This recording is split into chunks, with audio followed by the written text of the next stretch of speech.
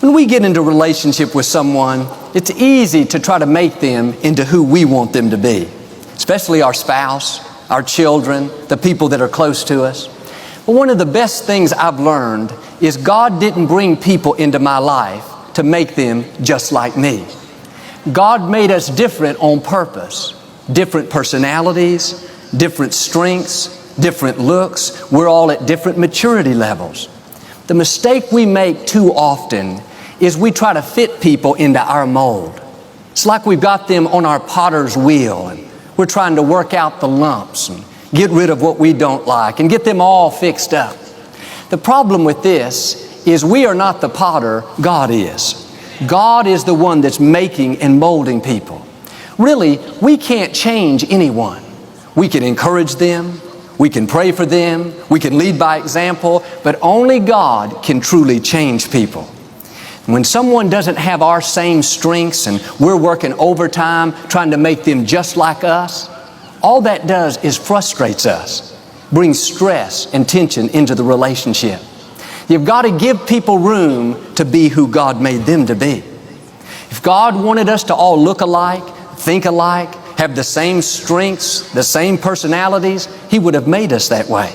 Think about this. The same God that made the butterfly made the locust. The same God that made the poodle made the bulldog. Same God that made the horse made the mule. And the same God that made me made my brother Paul. God likes variety. I'm not looking at him.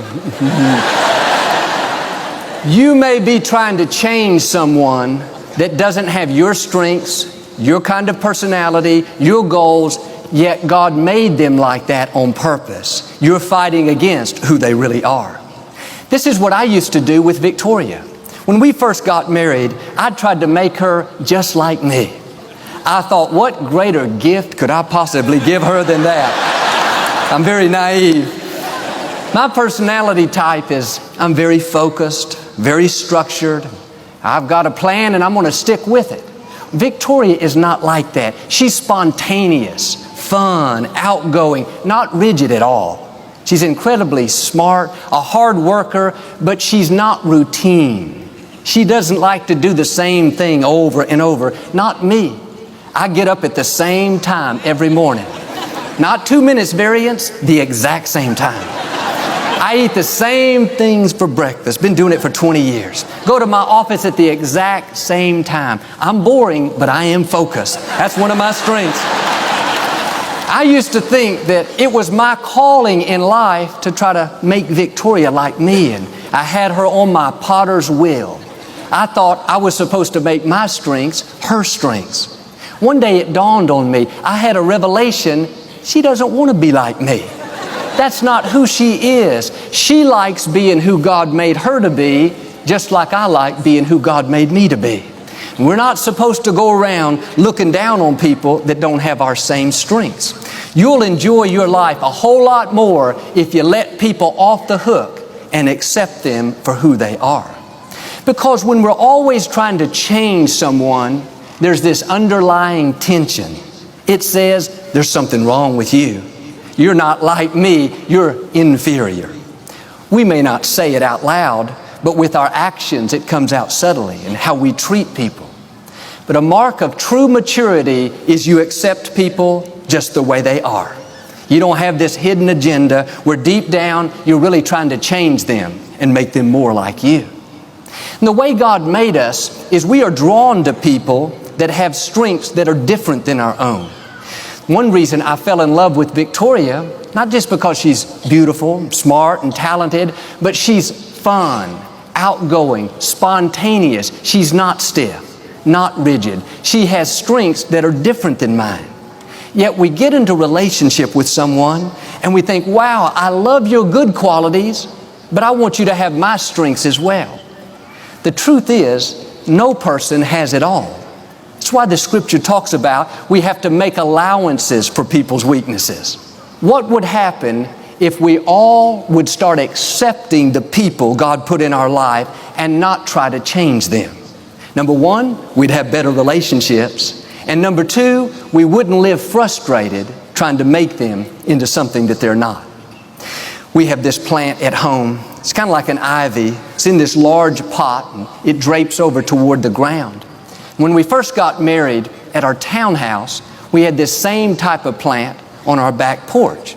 And I took care of it. It was my project, made sure it had the right amount of sunlight, the right amount of water. And it had these thick, dark green leaves, very lush, very full, as healthy as can be.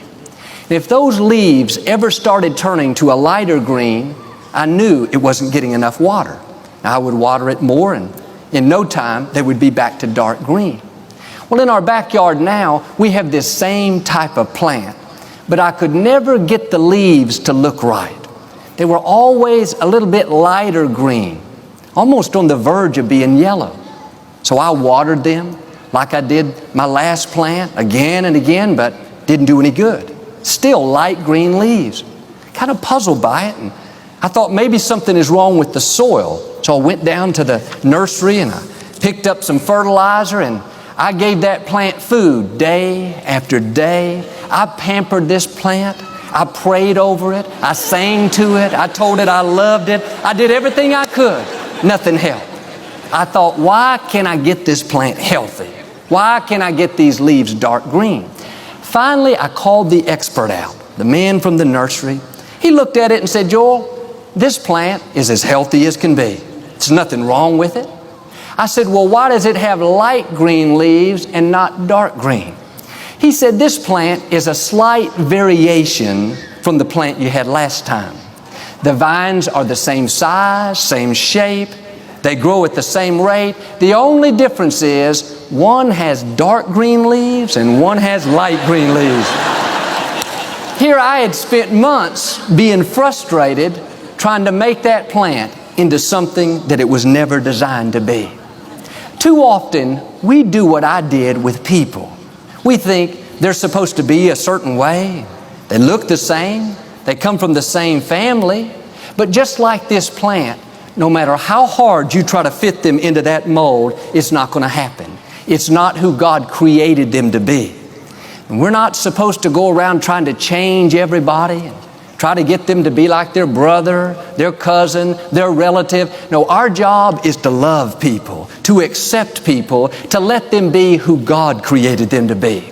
Don't spend your whole life trying to make someone have dark green leaves when God designed them to have light green leaves. When I was a little boy, growing up, I would get into bed every night very carefully so I wouldn't mess up the covers. I would sleep perfectly still. I wouldn't move, wouldn't roll over. When I woke up the next day, I would get out of bed as carefully as can be. That way, I wouldn't have to make the bed up. It was already made. You talking about structure. You roll around in your covers? What's wrong with you? It's funny, our daughter Alexandra, she's 13 years old and she's just like me, as perfect as can be. Our son Jonathan, he's 17 years old and he is just like Victoria, perfect in a different way. Alexandra picks out her clothes the night before what she's going to wear to school the next day. Very prepared. We're going on a trip in a couple of weeks. Alexandra's already got those clothes laid out. She knows what she's going to take. Jonathan has a different approach. He will pick his out not 2 weeks before, but maybe a couple of hours before. Different personalities, different strengths. When Alexandra packs her suitcase, it is a work of art. Everything is strategically placed, perfectly sectioned off. She's got all these little bags, bags for makeup, bags for shampoo, bags for soap, bag of snacks. That's for the plane ride going.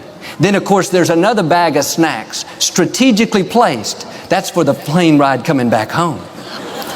When I was Jonathan's age, I was playing sports all the time.